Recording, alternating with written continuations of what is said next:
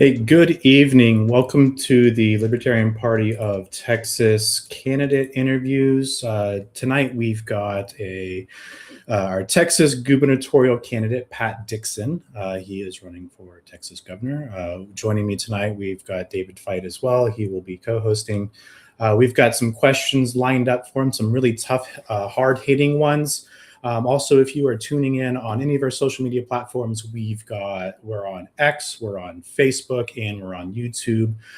Feel free to drop questions, comments into the chat. And if we've got time towards the end, or if anything comes up during, then we'll throw some curveballs at Pat. So let's get right on into it. Hello. Hey, Pat, how are you doing? I'm just wonderful. Trying to keep cool. It's getting a little warm and humid here in Texas, but it always does. Yes. Every few days, you think, oh, the rain's done, and then it comes right back, and it's rinse and repeat over and over again. We need the rain.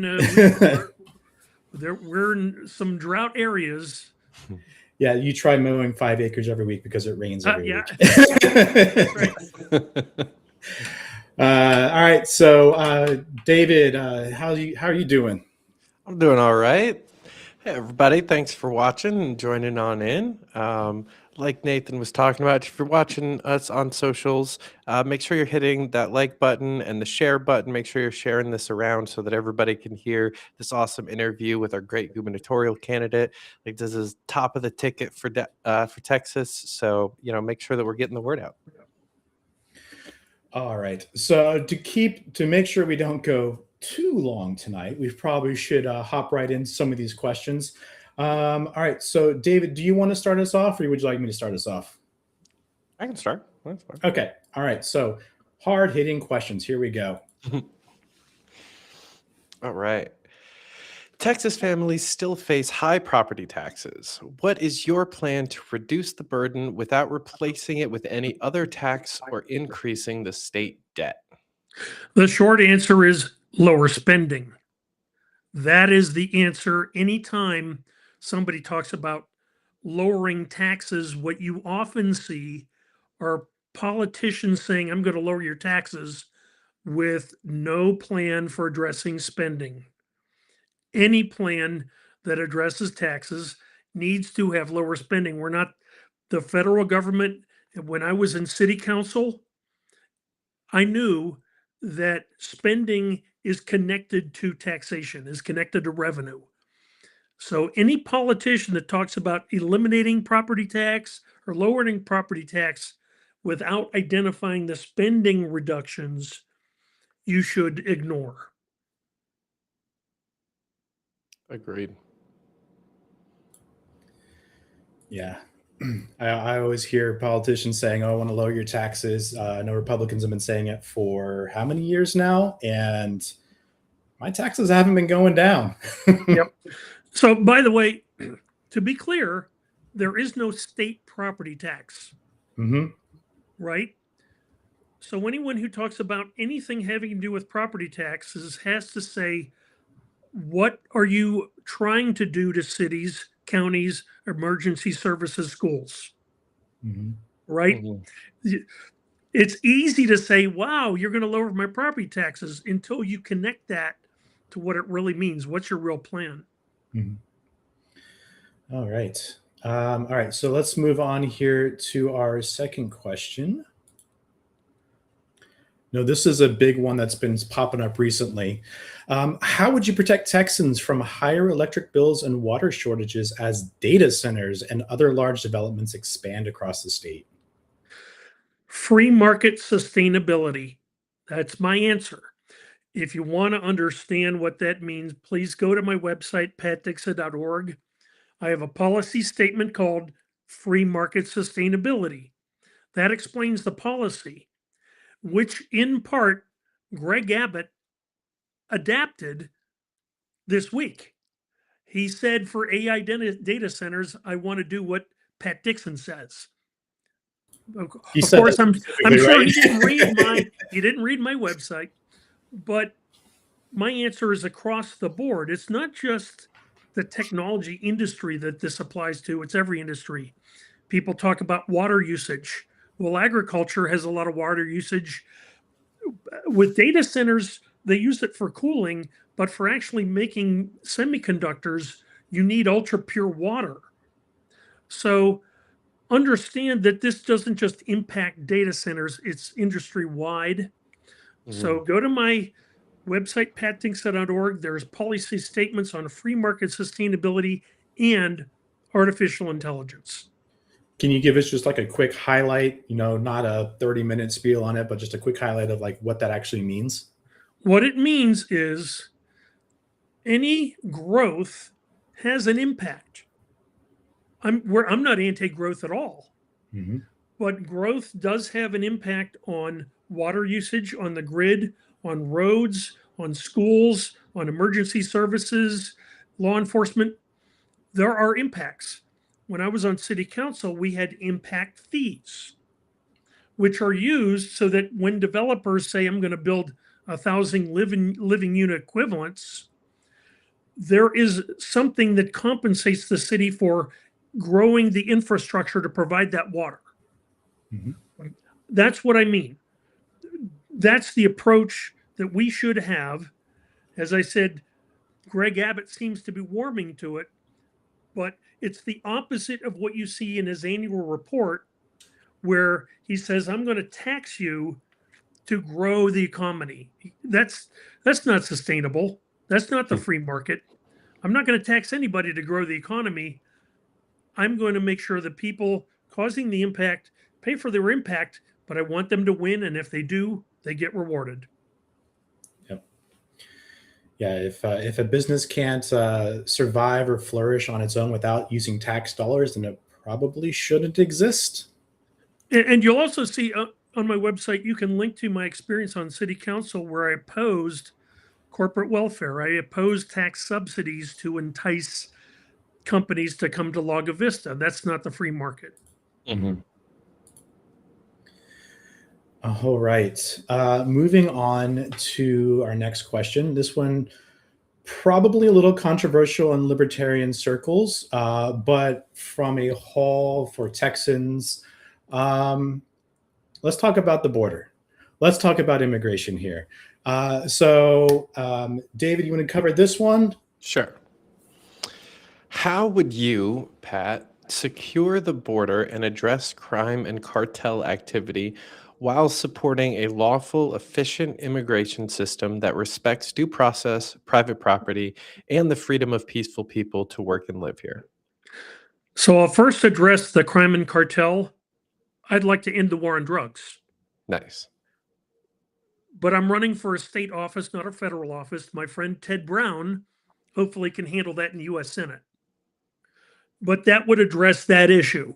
Milton Friedman explained this long ago. But in regard to the border, I do not support open border. But let's define open border. If you're in your house and the front door is wide open, anybody can just walk in, raid your refrigerator, trash the place, that's an open border. If the door is closed, the doorbell rings, you answer it, and it's your neighbor, and you say, hey, come on in. You want to have a beer? You want to watch the ball game? That's not an open border. And it's also not an open border if you lock the front door and you're not home and somebody breaks through the window. That's maybe bad enforcement. The Biden administration had terrible enforcement. We know that.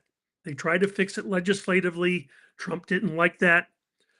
But what you see now is Trump saying, look at how the border crossings have gone down. Yes, they have, but it's not the right way to do it. You could eliminate all crime by putting everyone in jail. Nobody wants that, right? That's not true. There's plenty of crime in jail. Well, yes, I know. But killing people and or arresting people who are not criminals, that's the wrong way to do it. So let me get to the bottom line. As governor, I would want to be cooperative, but I will not enforce unreasonable measures that harm people who are not who haven't committed any crimes.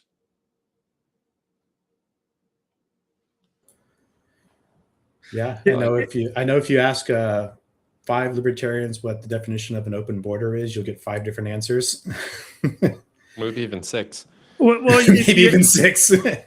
if you ask Donald Trump, he's going to say an open border is any border where they haven't adopted my policy. Mhm. Yeah. Yeah. Always good to define what the definitions are before people start throwing them around saying, do you believe in this? Do you believe in that? And what's your stance on these? And I don't know, define it first. All right. I know, David, you wanted to ask this next one, so I'll let you do this one next as well. Okay. All right.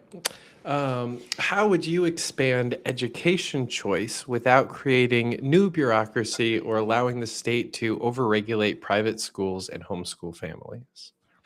All right. I've been giving you sort of short answers, and my short answer is statewide scholarship.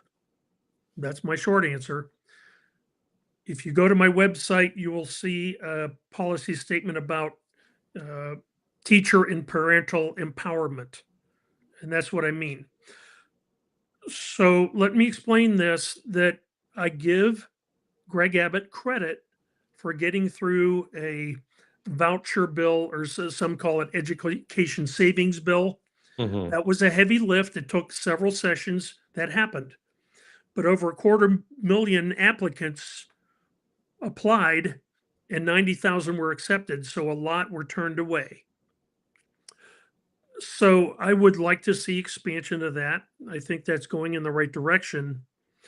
But what I mean by statewide scholarship means that you end the so-called Robin Hood system, where money goes to the state of Texas and gets redistributed to districts.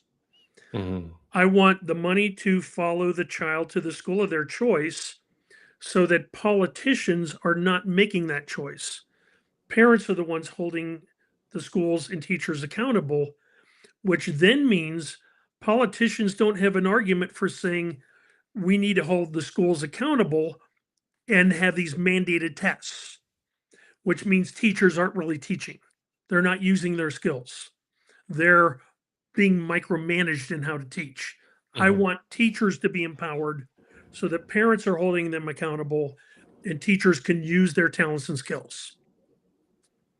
Yeah, I think it's always a difficult conundrum balancing the, teacher and parent empowerment a lot of times, because even at the moment there's a third player of the government that's not letting either of them be empowered. But when you remove that, there's still, you have to find that balance between the other two, which can be kind of tough to come at from like a political perspective of, sometimes parents are not good parents and the teachers are the best person in their life and they're the ones that are reporting on abusive parenting, stuff like that, and then vice versa happens where parents have to step in to address a crazy teacher that's doing various things, and it's hard to plan out a system that solves that, which is why central planning doesn't work that well. Right. So there is something called child abuse.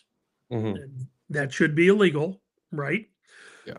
But as long as money goes to a political entity and gets redistributed, those politicians are going to micromanage it. They're going to demand this accountability and say, you have to take these tests.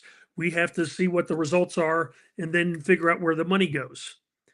That needs to be removed if you really want to empower teachers. Yeah. I know I've spoken to several teachers that the way they describe the classroom or how they're having to teach in the classroom is, again, teaching to pass this test so that the school can get money. And they already know that the top, 15% is going to pass the test anyway, so they don't care about them. And they know the bottom 15% aren't ever going to pass, so they don't care about them. So they're only concerned about that middle percent that they just have to squeak over the line so they can get more money. Yeah, and I think a good chunk of this started in the like late 90s, early 2000s as parents started considering bad grades to be a fault of the teacher rather than the fault of the student. That was like really common when I was in like middle school was, my friends' parents were going and yelling at the teacher because my friend failed a test. It's like, but my friend's the dumbass. Well, I think one of the greatest videos I've seen. Have you ever heard of Sir Ken Robinson? Do you know who he? One of the biggest TED Talks ever, most viewers, was Sir Ken Robinson talking about education and talking about a young child who was having a hard time in school, and her mother went to a doctor to say, "Hey, what do you think's wrong with my child?" The child was out in the lobby, the radio was on, and she was dancing to the music. And he said, "Your child is motivated by dance." And that child turned out to be one of the greatest ballet producers ever, because children are not machines. They're not there to be programmed. There are ways they connect and get inspired. Mhm. If we have an education system where children are not inspired, where they dread going there, that's a failing education system. Yeah, for sure. All right. Let's see here. We're going to move on to our next one. This is just as a reminder, again, if you are watching on YouTube, if you're watching on Facebook, if you're watching on X, we do have a comment section in there. You can drop a comment in there if you'd like to see, let us know what you're thinking. If you have any questions, I see we've already got one question in the chat. We'll bring it up here later on and see how Pat handles it. Then drop them in there as well. All right, so moving on to our next one, we're going to talk about corporate subsidies. So, Pat, which corporate subsidies and tax incentives would you eliminate? And how would you make sure Texans can see the real cost of everything? All right, my short answer is all. But just about anything that Greg Abbott talks about in his annual report, I would like to end all of that. That's what I mean by free market sustainability. You can't have that and say that's free market. Arguably, Texas has grown. Certainly, and Greg Abbott can say, yeah, these policies result in lots of companies coming in, but it's not sustainable. Yeah, I know I've had, it's if you're going to eliminate taxes, if you're going to reduce taxes for everyone, great. If you're only going to do it for this one company, that sounds like central planning to me. And we all know how central planning turns out at the end. Yep. Well, we have a lot of examples of subsidies or deferments. You can say, hey, come to our city or come to our state, and you won't have to pay certain taxes to the school district or the county for so many years if you do this or that. Well, who is paying those costs during that period? Us. Yep. If they're not reducing the spending, then they have to get that money somewhere else. So are people surprised that property taxes have taken a bigger bite? We're paying for their growth. Yep. I think Texas is one of the highest property taxes in the country. Now, so we don't have a state income tax. Right. So if you're going to spend, so the 321 or actually $330 billion biennium state budget, you're going to pay for it somehow. It's about half of it is the sales tax, and other parts of it come from other places. And whether you include school revenue in that or not is debatable. Mm-hmm. But you have, if you're going to spend it, somebody has to pay for it. And unfortunately, that's us and not the corporations that you lured in. For sure. All right. Next question here. David, I'm going to take this one, if you don't mind, because this one is near and dear to my heart right now. Dare you? License plate readers. What limits would you place on license plate readers government data sharing, and other surveillance tools to protect Texans' privacy. Right. So we're talking about This the is flock, hot. This is the hot flock right now. cameras, right? The flock Mhm. cameras. Yep. And we actually had somebody talk to the Travis County Libertarian Party about what this is doing in Austin. So here's my answer. The real concern is selling the data. People using this data and then selling it, and then it's all over the place. There's no privacy. Mhm. I frankly don't have a huge problem using it for law enforcement if the data is protected. All right. If you can identify who the person is who committed an assault or a murder, then that's a use. But the data should not be up for sale. Should police be required to get a warrant to look at that data? Perhaps that. So this is at the point where I'm going to admit to you I don't know enough about the issue. I'm Mhm. not going to tell you here is the perfect answer. Mhm. But warrants are a hindrance, but a necessary hindrance. Yeah. Mhm. It'd be nice to say, let's make it easy for the police to do their job. But if you make it easy for them to do their job, where is the rights that we have to Mhm. ensure that we're not suffering, we're not giving away our liberties Mhm. just because somebody doesn't want to go through the right steps. There's Right. a reason warrants exist, and they should be used appropriately. Perfect. Agreed. All right. We're going to kick this one over to David. All right. Where should Austin return power to local communities, and where should the state intervene to protect individual rights from local government overreach? When you say Austin, you're talking about state government, right? Mhm. Because when most people, when they read that, they're going to say, well, the city of Austin is always getting pushed around by state government. Mhm. So it's been this long dispute in Austin and several cities about Definitions matter. Yep. how the state micromanages counties and cities. I mean, Yeah. political subdivisions. Well, I was on city council for 2 terms where I saw cases where either state or federal government I thought overreached, and they weren't allowing us to do what we thought was the best thing for people in Lago Vista. One example is this will seem a little wonky, but FEMA wanted to redraw the floodplains, which affected a lot of properties down by the lake. Mhm. And I found that in their own regulations, they say if you own your property completely, there's no lien on it, you have what's called a lodio title, you don't need to be subject to their new building restrictions in the floodplain.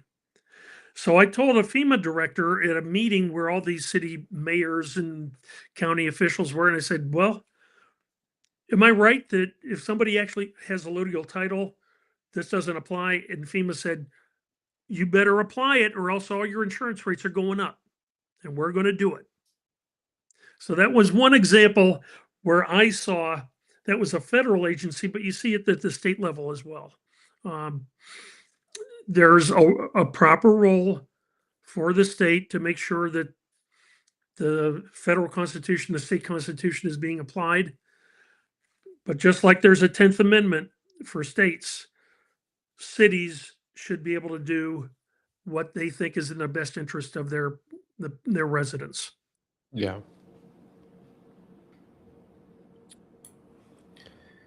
All right, we've got one last question, and then we'll go to our chat. There's a couple questions in there, so we'll bring those up after this one.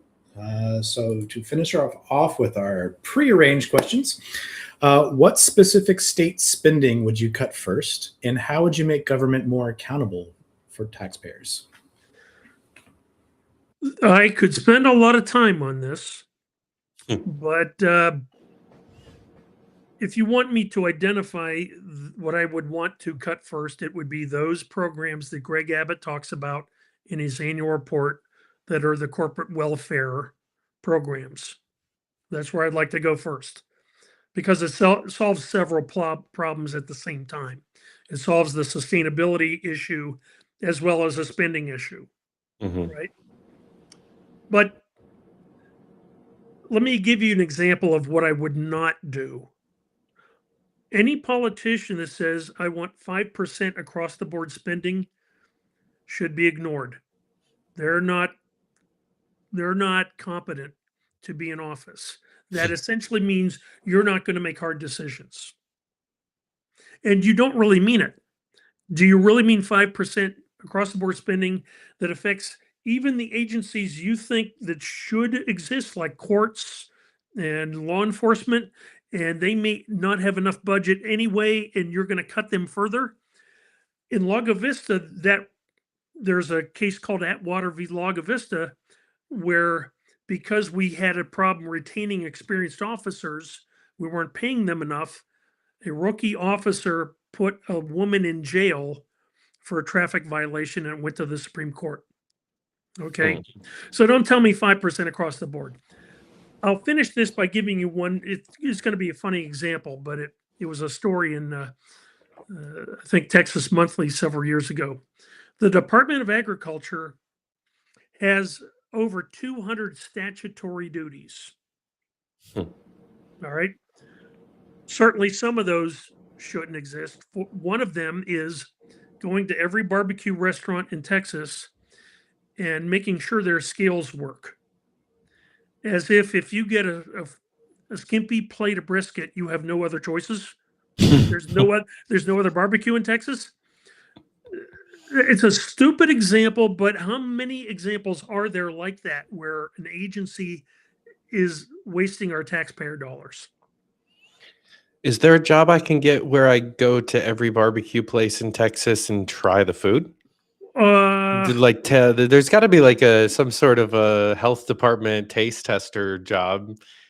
Well, work for Texas Monthly, and I'm sure you could be their barbecue. That takes too much work. I want something you can just put me into when you win. Like, don't give the government ideas; they'll create it. Sorry, you're talking to the wrong guy.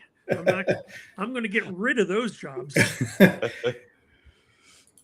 Yeah, well, when we start having government officials going around checking barbecue and how it tastes, we'll know exactly who to blame for that, David.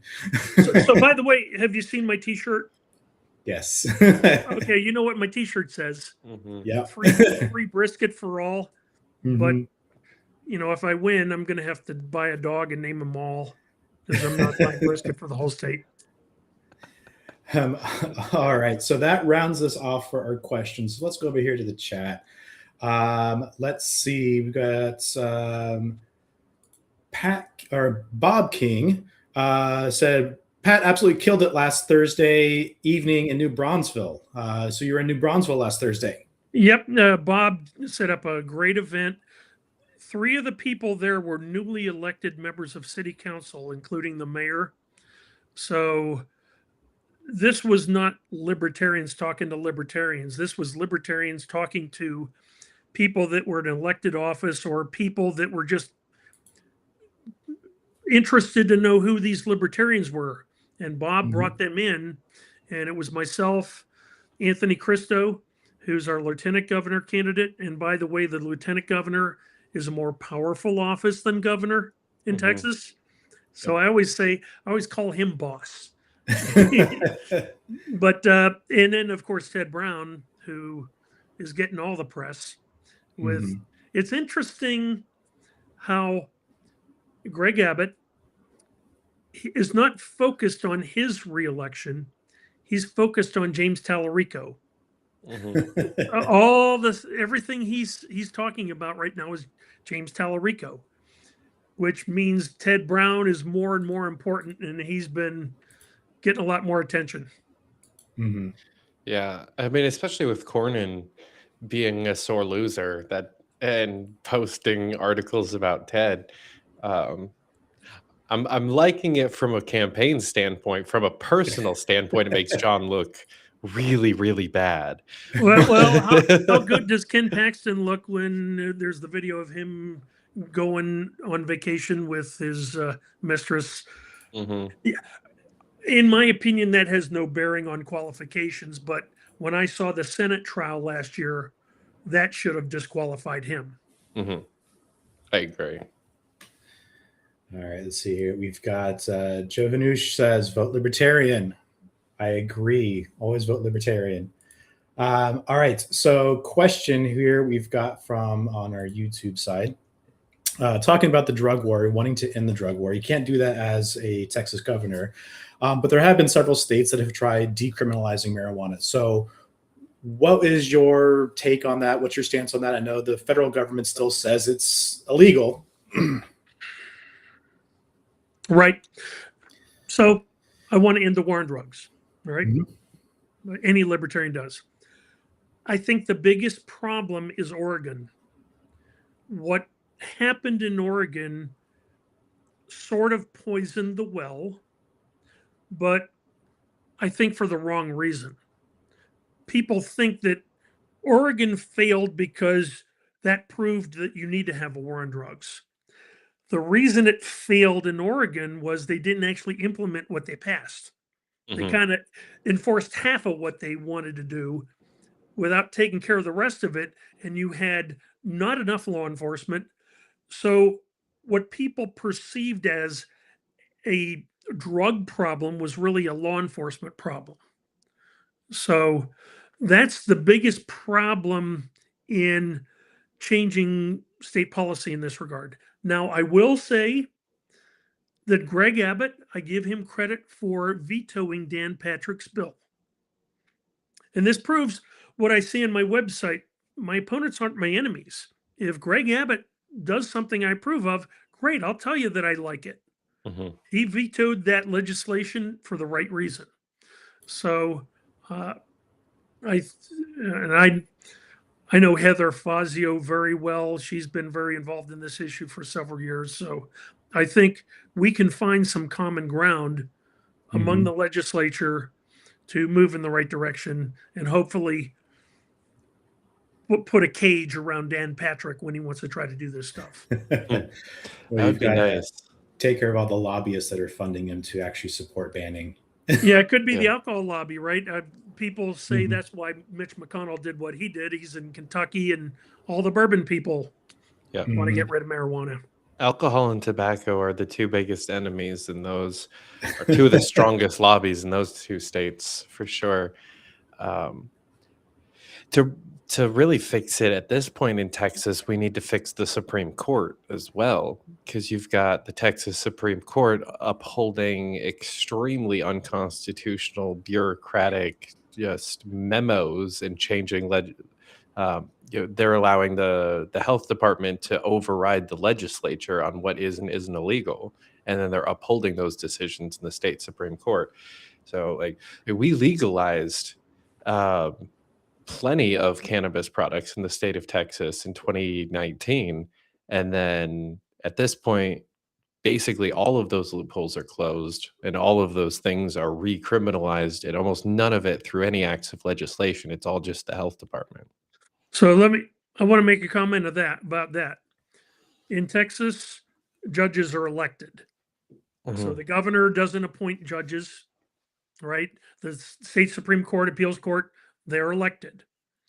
So there is no influence a governor or the legislature could have other than passing legislation. If judges are actually judges and they're not legislating from the bench, if you pass clear legislation, they have to follow it. Otherwise, they're activists. Yeah. And perhaps they could be impeached for being activists. Now, let me finish by saying I am really concerned that there seems to be this idea that judges should be impeached, not because of their competency, but because they didn't rule for our side. I strongly object to that. Like an umpire in baseball, it's not who the home team is, not what stadium you're in. Was it a ball or a strike? Yep.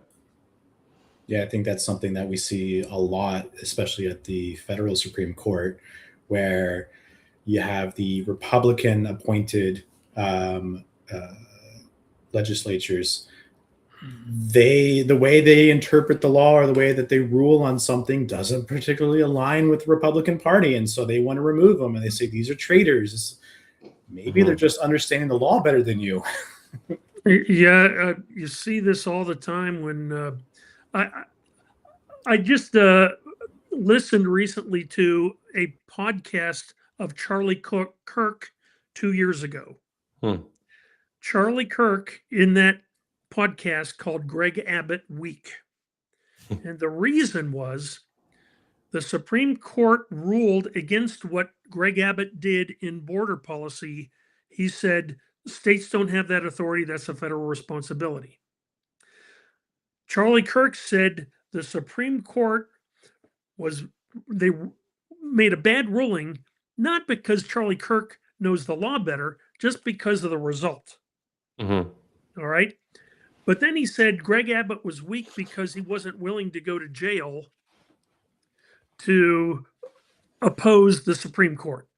Yeah. So I disagree with Charlie Kirk on that point. That's just an example where somebody who is very influential seems to be able to tell people that judges should not rule based on law. They should rule based on our side. And that's wrong. Yeah, I definitely don't think judges should be removed for deciding along with the letter of the law against my personal feelings. I do think that they should be removed for upholding a bureaucratic executive like office memo over like as overriding the legislative branch's actual bills that got passed and signed by the governor. That's not how the law works, and those people should be removed for that. Well, I'll just mention with the immunity ruling today, Abbott was criticizing it, and I didn't see him using a legal argument.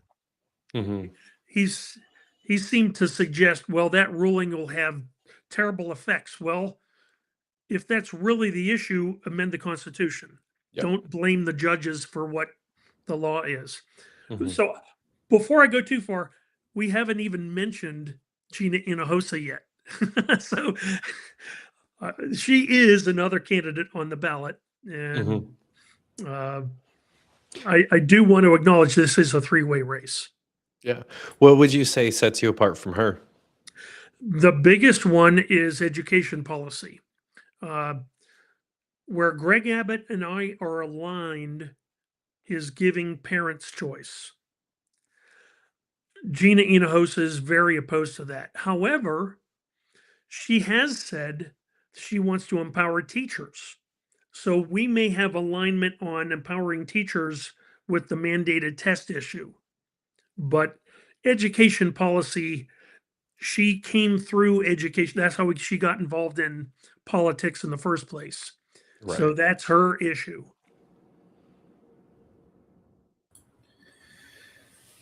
Yeah. All right. Let's see. We've got, yes, I agree with this one. For Libertarian, alcohol, tobacco, and firearms should be a store, not a government agency. I agree with that one. And let's see here. We got Joe Hanush again. He wants to volunteer to go to every barbecue spot in Texas to food test. No, we're not creating that. Well, if you volunteer, I'll go with you. There you go. It's unpaid volunteer. You can do a GoFundMe to go around Texas and try the barbecue. All right. So, Pat, do you have any upcoming events that you're attending? Anything else that viewers need to be made aware of? Well, there are several. So if you give me a minute to look at my calendar here, so one of them, Nathan, you may want to explain that Red River event that you invited me to. Yeah, so we've got Red River Valley Fair in Northeast Texas up in Paris. That's going to be September 30th through October 2nd. It's 4 days. We've got a booth out there.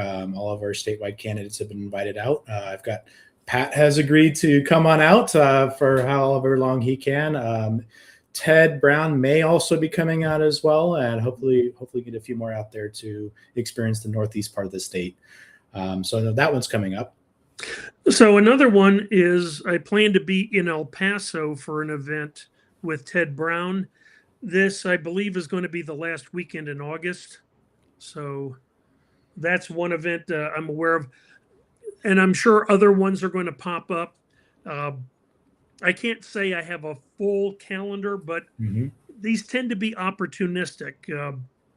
I had an interview 2 days ago with Hearst newspaper or media that's just sort of out of the blue. So a lot of this campaign is going to be about being flexible and responsive when opportunities happen. That's what being governor is about too. So that's right. Well, practice. Yep. All right. What about volunteers, or how can people help support your campaign? I know you've got your sign there right behind you that says patdixon.org. I'm assuming that's the first place for people to go. Yeah. If you go there, you'll see that you can donate. You can also join. There's a button that says join, and it will ask you if you want to volunteer. So that there are several ways to contact us. Go to the website and click on the appropriate button, and we will follow up with you. All right. And certainly, I want to distribute as many bumper stickers, yard signs, T-shirts. So you can do that all on the website. If you get T-shirts, you can get them in your color, your size. The signs and bumper stickers, you can purchase them and give your shipping information. We will get them to you. But as I get around, I try to bring supplies with me so we can distribute. I was in Industry, Texas on Sunday with a bunch of libertarians, so I distributed a lot of materials there as well. Yes. And on that note, if you're watching and you drive around a lot and you want to help distribute the yard signs and get them put up at people's houses so that we're not having to ship them one by one to each and every person across the state, sign up to be a volunteer. Yep. So I will tell you that our focus right now is to target a few precincts to try to generate buzz about the campaigns, and we're doing it with a postcard campaign. These are what we think are high impact precincts, not necessarily to turn out the vote because November is a long time away. At this stage in the campaign, it's about drawing attention to the campaign. If you can contribute to our campaign, we can get more of those out. So if you were thinking about supporting this campaign at any point, now would be a good time. So if you make a donation to patdixon.org, then we know that we have more capability to do this campaign the right way. Yeah. All right. Well. All right. Dave, you got anything else you want to toss towards Pat? No, Pat, thanks for coming on. Guys, go make sure that you're following all of his pages and sharing all of his stuff. Throw him some dollars and sign up to volunteer, and then sign up your sister to volunteer, and then go convince your mom to do it too, and then fill it out for your neighbor as well and put a yard sign in their yard when they're not looking. Families are authoritarian and communist, so just go ahead and sign everybody up. Exactly. Make them all do the work. Pat, anything else you want to shout out before we go? Well, I really appreciate this opportunity. All our candidates have a lot of hard work ahead. How hard it was for the party to get candidates on the ballot. Our opponents want to remove us from the ballot. It is extremely important that we have the people who help us present choices to voters and make the most of the opportunity.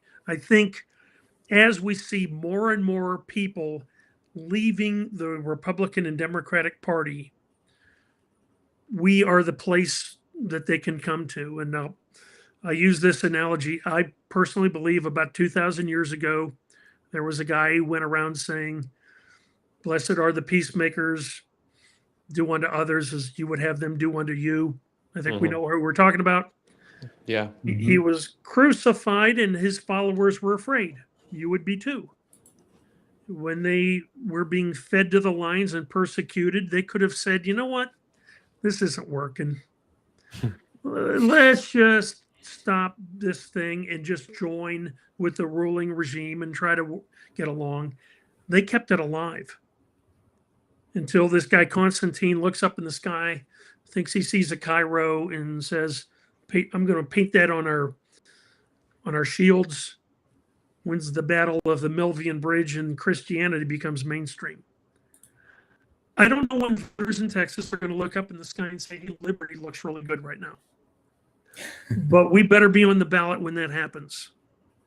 So that's why me, Anthony Christo, Ted Brown, Jesse Cowart, that's why we're doing what we're doing.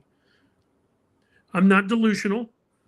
I know what we're up against, but this could be the time. If it's not, we can continue to grow. We can continue to have influence. And it's more important than ever for the Libertarian Party to be on the ballot. Hear, hear. Amen. All right. Well, Pat, thank you for joining us. Again, if you are just now tuning in, sorry, you've missed a really good interview, but you can go back and watch it on YouTube. You can watch it on Facebook. You can watch it on X. You can share it with your friends. You can share it with your families. You can force them to watch it. You do you. We don't believe in force. Check out Pat's website, patdixon.org. Sign up to volunteer, sign up to donate, give him some money, help spread the message. Again, Pat, thank you. David, thank you. Everybody who's watching, thank you for tuning in. We'll see you. All right, take care.